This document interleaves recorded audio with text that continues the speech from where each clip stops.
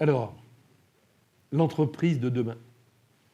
Moi, je dirais l'entreprise d'aujourd'hui, l'entreprise qu'on va développer dans les mois qui viennent, dans les années qui viennent, j'espère. Je ne crois pas au monde d'avant et au monde d'après.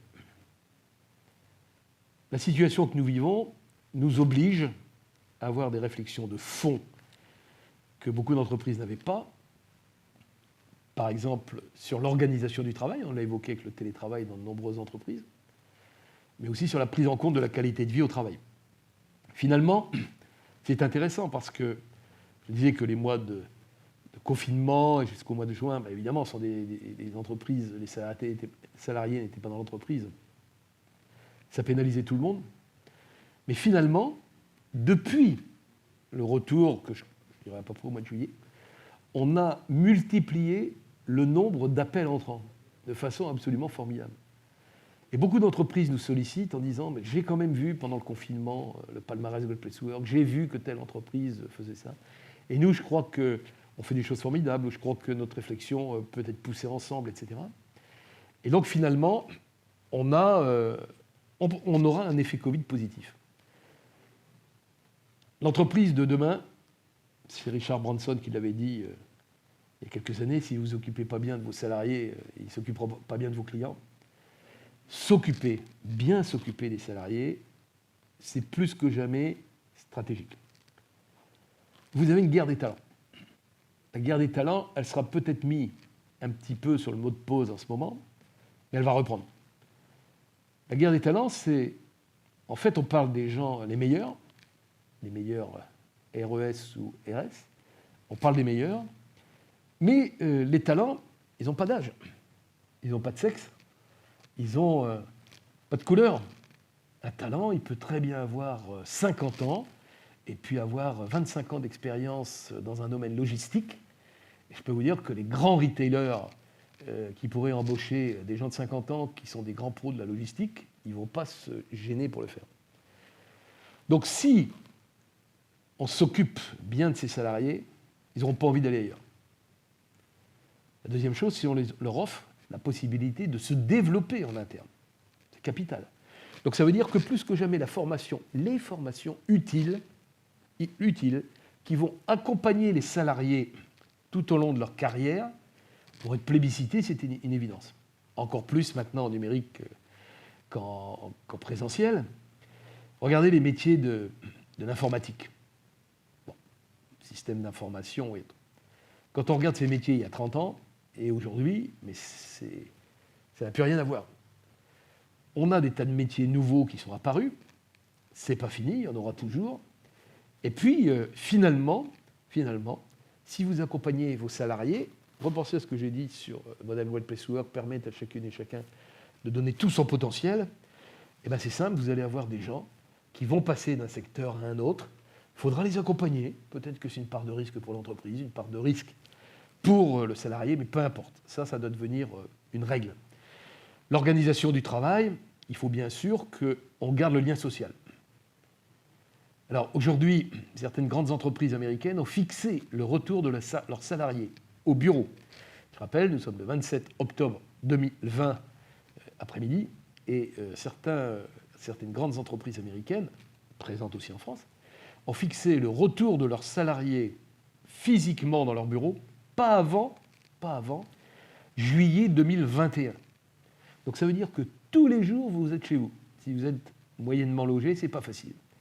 Si vous êtes très bien logé, c'est peut-être plus facile, mais finalement, vous perdez le plus important, le lien social. Et ça, c'est quelque chose d'extrêmement important. On va devoir donner aux salariés les moyens de bien travailler chez eux, faire en sorte qu'ils aient du matériel comme il faut pour travailler, qu'ils gardent du lien social, et surtout, repenser au rôle du management. Beaucoup de managers aujourd'hui sont désarçonnés par le télétravail ou ont été désarçonnés pendant le confinement pour une raison très simple. Ils étaient dans un mode je commande, je contrôle, et finalement t'exécutes. Et donc ça s'est traduit par des gens qui appelaient leurs équipes du matin au soir, qui montaient des réunions à pas d'heure, et c'était pire que bien. Aujourd'hui, la nouvelle organisation du travail, elle repose sur le cœur du modèle Great Place to Work, la confiance. J'ai confiance dans mon manager, j'ai confiance dans mes collègues, j'ai confiance dans mon équipe, dans mon entreprise. Donc, on me fait confiance pour ne pas être contrôlé en permanence. Et surtout, cette autonomie veut dire qu'elle doit s'accompagner d'une définition extrêmement claire des objectifs. Par exemple, sur certains sujets, et on est tous pareils, moi, il y a des sujets sur lesquels je vais pouvoir travailler en une matinée, quand d'autres personnes de l'entreprise leur faudra une journée. Et l'inverse est tout aussi vrai. Moi, il y a des sujets, si on me les confie, il me faudra peut-être une journée pour arriver au bout, alors que certaines ou certains vont mettre une demi-journée. Donc cette autonomie, cette confiance, cette définition des objectifs va permettre aux salariés de s'adapter de façon à ce que ce soit profitable pour lui, pour son entreprise, finalement, et pour les investisseurs qui mettent de l'argent dans son entreprise. Il n'y aura pas de grandes entreprises, Covid, pas Covid, post-Covid, on ne sait pas quand, il n'y a jamais eu de grandes entreprises ou de Great Place to Work sans Great Manager.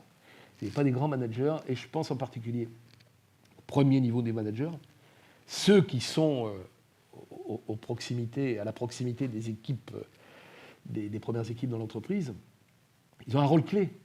Alors là aussi, l'évolution numérique, arrêtez d'appuyer sur leur tête et de pousser comme ça, de telle façon qu'ils soient obligés d'être dans les reports.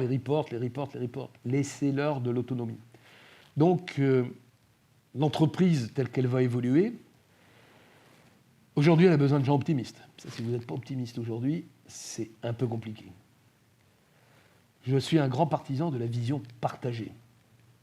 On la travaille, des gens comme Decathlon, des gens comme Leroy Merlin et beaucoup d'autres entreprises travaillent aussi, des visions à 5 ans. Bien malin qui peut dire aujourd'hui comment seront les entreprises en 5 ans, mais comment on va appréhender notre marché, comment on va appréhender nos clients sur les 5 prochaines années et comment on va co-construire. Co-construction, on y tient beaucoup chez Great Place to Work. Comment on va co-construire une réflexion. Donc, l'entreprise de demain voudra sûrement qu'on soit encore plus que jamais attentif à ses salariés, qu'on leur donne d'excellentes conditions de travail. Je l'ai dit, finalement, il faut que ce soit mieux qu'à la maison, sinon ils n'auront pas envie de venir chez vous. Et puis que ces notions de confiance partagée, d'autonomie, elles soient dans une relation gagnant-gagnant. Et celles ou ceux qui n'auront pas réussi à s'inscrire dans ce schéma, je pense que ces entreprises-là souffriront. Quant aux autres, elles reprendront une marche en avant qu'elles n'auraient jamais vu arrêter pendant cette période. Alors l'entreprise de demain, mais je dirais aussi l'entreprise d'hier et l'entreprise d'aujourd'hui, doit prendre en compte 2 choses, par exemple, concernant leurs dirigeants. L'éthique. Il y a certaines pratiques qui sont inacceptables en entreprise, qui l'étaient mais dont on ne parlait peut-être pas, et l'exemplarité de la dirigeante ou du dirigeant. Quand vous dirigez une entreprise, quelle que soit la taille de votre organisation, vos salariés attendent de vous que vous soyez exemplaire. Que vous preniez aussi en compte certaines évolutions de fond de la société. Bien sûr, l'équilibre vie privée, vie professionnelle.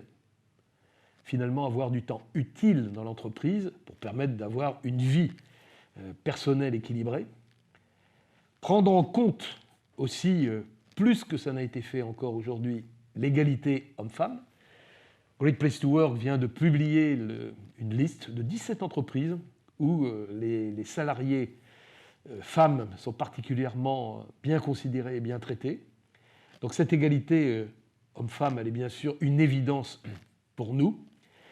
Et puis, il y a 2 choses, c'est tout ce qui a trait à la diversité. L'entreprise a une mission sociale aujourd'hui d'accueillir tous les talents, mais aussi tous les talents d'où qu'ils viennent, où qu'ils soient, et qu'elle soit finalement très inclusive. Et donc, il est évident qu'en termes de diversité, on ne peut pas laisser des gens dans notre pays sur le bord de la route, alors qu'ils ont sûrement beaucoup de choses à donner dans le cadre de l'entreprise. Donc ce sont des mouvements de fond que finalement j'ai vu évoluer ces 15 dernières années chez Great Place to Work, mais qui ne s'arrêteront pas.